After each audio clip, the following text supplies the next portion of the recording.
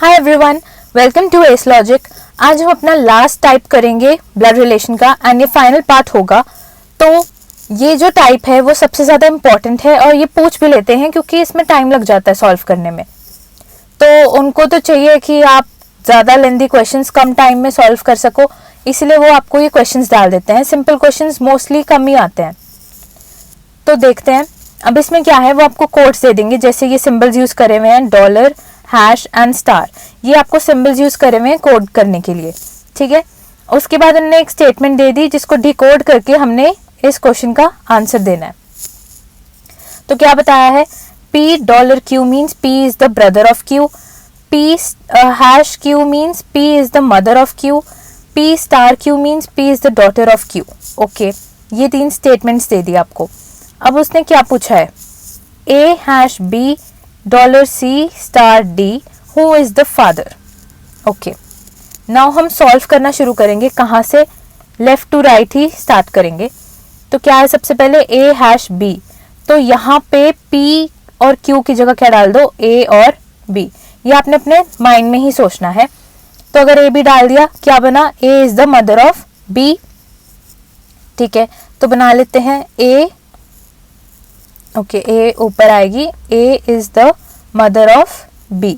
अभी B का gender नहीं बताया तो हम उसको नहीं लिखेंगे। नेक्स्ट क्या है, B डॉलर C।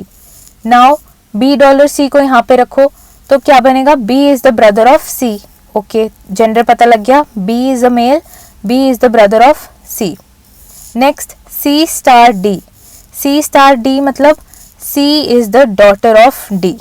यहाँ पे रखा हमने, तो C is the daughter of D। तो C का भी जेंडर पता लग गया, she is a female, daughter of D।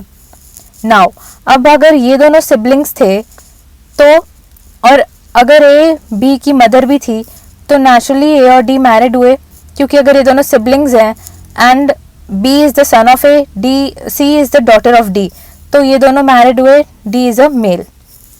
तो क्या फैमिली स्ट्रक्चर बना, A मदर है, D फादर है, B एंड C उनके चिल्ड्रन है। अब पूछा क्या था, हु इज द फादर, तो यहाँ से इट इज एविडेंट कि D इज द फादर। इसका आंसर क्या आ जाएगा, option A। Okay, next, study the following information carefully to answer the given questions. Let me change the colour. ठीक है, अब हमें ये सारी सेट ऑफ स्टेटमेंट्स दे दी, 1 2 3 4 5 6 स्टेटमेंट्स हमें दी हैं और उनके बेस पे वो हमें क्वेश्चन पूछेंगे अब। ठीक है, तो हम स्टेटमेंट्स अभी नहीं पढ़ते क्योंकि हम पता लग गया है कौन से फॉर्म में है, तो हम सिंबल्स देख के डायरेक्टली जैसे जैसे क्वेश्चन में आएंगे वैसे वैसे सॉल्व कर लेंगे। तो फर्स्ट क्वेश्चन देखते हैं, if B hash R। Okay, B hash R means B is the sibling of R। तो बना लेते हैं B is the sibling of R, B is the sibling of R। Gender नहीं दिए, नहीं लिखेंगे। R exclamation P, R exclamation P means R is the daughter-in-law of P. Now daughter-in-law, R का gender पता लग गया, daughter-in-law है, of P मतलब R is married to someone whose parent is P. Spouse का पेरेंट, ठीक है, in-laws ही होंगे वो, तो daughter-in-law R बन गई। Next P star S। P star S means P is the parent of S. Okay, P is the parent of S। Now यहाँ पे हमारी 2 पॉसिबिलिटीज आती हैं। अगर P को पेरेंट करना है तो यहाँ पे भी आ सकता है S, या फिर उसका सिबलिंग भी हो सकता है S। ठीक है, ये फाइंड आउट करते हैं आगे। S hash H, S and H, तो S एंड H क्या हुआ, S is married to H। Okay, now अगर हम S को यहाँ पे रखेंगे तो ये स्टेटमेंट तो गलत हो जाएगी ना कि S is married to H। तो S कहाँ आएगा, यही उसका सिबलिंग ही है, तो ये यहाँ पे S नहीं आएगा, S is married to H। ठीक है, अब हमें क्या पूछा है, how is R's husband related to H। अब R फीमेल है तो उसका हस्बैंड ये हो गया, ठीक है, हस्बैंड रिलेटेड टू H। अब H से कैसे रिलेटेड है, H के स्पाउस का ब्रदर है कौन, आर्स हस्बैंड, तो स्पाउस का ब्रदर कौन हुआ, ब्रदर इन लॉ, राइट। अब यहाँ पे थोड़ा कंफ्यूजिंग भी है, क्यों, क्योंकि अगर आपको बोल दिया H related to R's husband, तो वो हो जाएगा कैन नॉट बी डिटरमाइंड। क्यों? क्योंकि एच का हमें पता ही नहीं, एच का जेंडर हमें पता ही नहीं। तो अगर यहाँ पर देखें, अगर बी मतलब मान लेते हैं यहाँ पे कुछ भी है, एक्स है, अगर एक्स का ब्रदर है एस और उसकी वाइफ होती तो ये सिस्टर इन लॉ हो जाती, अगर ये मेल होता तो ये ब्रदर इन लॉ हो जाता। तो यहाँ पे आपको देखना है कि क्या बोला हुआ था, आर का हस्बैंड कैसे रिलेटेड है, मतलब बताना है कि आर का हस्बैंड कौन लगता है एच का। तो क्या आ जाएगा, brother in law, option C. I hope it's clear. Next question, if y percent c, y percent c क्या हुआ, y is the child of c। तो y is the child of c कैसे बनाएंगे, ये c है, इसका child बना दिया y। Next c star v, c star v कैसे बनेगा, c is the parent of v। Okay, तो मतलब y का sibling, c is the parent of v। Next क्या है, v and l, v and l का मतलब ये रहा, v is married to l, तो v is married to l। So far हमें किसी का भी जेंडर नहीं बताया। Next l exclamation f, l exclamation f, ये रहा, l is the daughter in law of f। Okay, अब यहाँ पे l का जेंडर पता लग गया, daughter in law of f means इसका v का पेरेंट होगा f, तो दैट मीन्स c का spouse, daughter in law of f।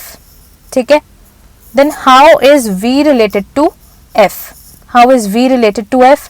अभी आपको पता लग गया कि v कौन है, अगर l फीमेल है तो v मेल है, तो v कौन हुआ, सन ऑफ f।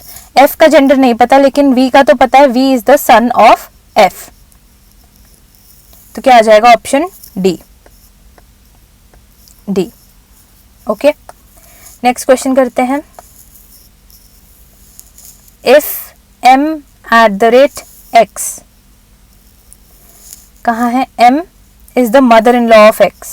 ओके, तो m को लगाते हैं मदर इन लॉ पे, m mother in law, gender पता लग गया, ऑफ x मतलब इसके कोई तो चाइल्ड का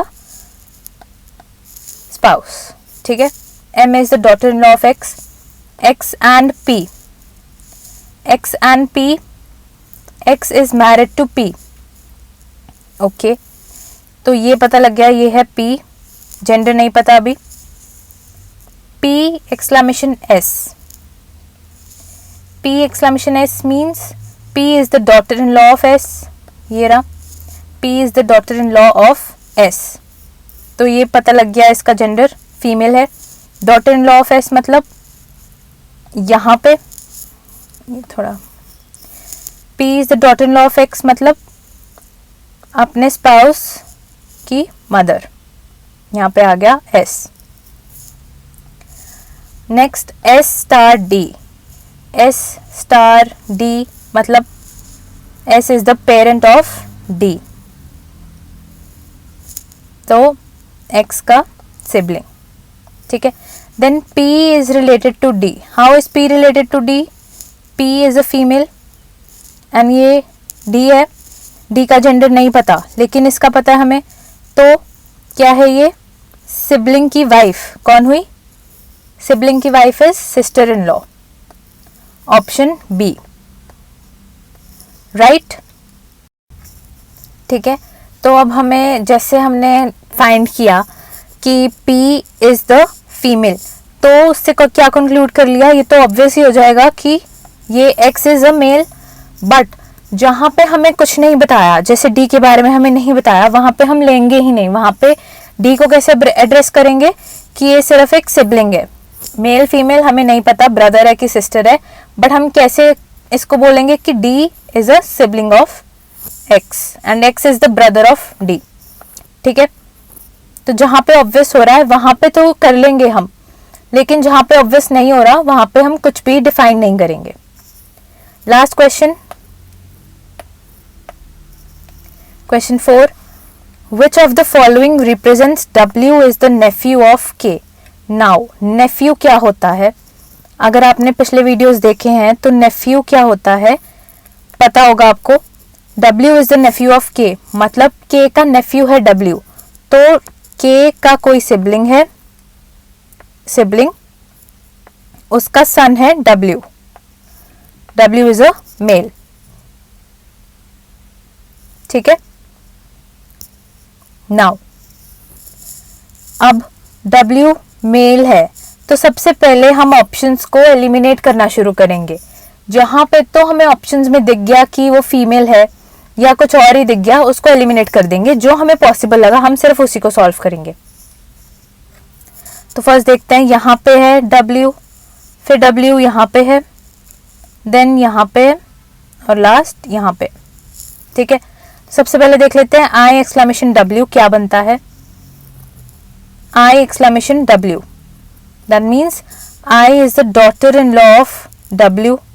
ये तो कहीं और ही दूर का रिश्ता हो गया, तो हम इसको अभी कैंसिल कर देते हैं, अभी नहीं देखेंगे इसको. तो W exclamation Y, W exclamation Y, ये क्या बना, W is the daughter in law of Y. ये भी कर दो कैंसिल. क्यों? क्योंकि डॉटर इन लॉ मतलब W का जेंडर क्या बता दिया, फीमेल. तो हम इस ऑप्शन को अभी सॉल्व नहीं करेंगे. अभी क्या इसको करेंगे ही नहीं, ये गलत है, क्योंकि डॉटर इन लॉ मतलब W का फीमेल है जेंडर, बट हमें क्या चाहिए, मेल. तो ऑप्शन बी भी कैंसिल हो गया. नाउ C क्या कहता है, W star D star S. W star S क्या है, W is the parent of S. Okay, ये थोड़ा पॉसिबल लग रहा है, देख लेंगे. क्वाइट पॉसिबल हो सकता है कुछ रिलेशनशिप आके W बन जाए नेफ्यू. लास्ट क्या कहता है option, W and I. W and I means W is married to I. Okay, तो यहाँ पे भी इसका जेंडर नहीं डिफाइन किया, तो ये भी पॉसिबल हो सकता है. अब हम स्टार्ट करते हैं C से. तो अगर C ऑप्शन देखें, यही दोनों C और D पॉसिबल लग रही हैं. ठीक है.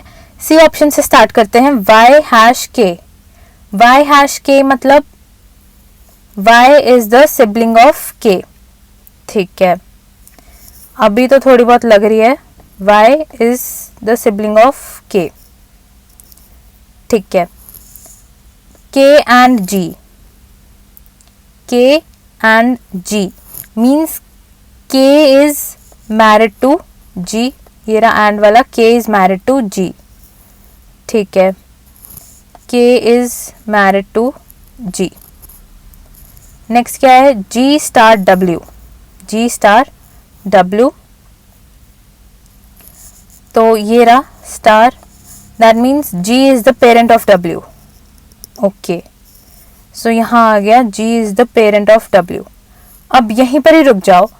आप अगर नोटिस कर रहे हो तो ये रिलेशनशिप क्या डिनोट कर रहा है कि W is the child of K.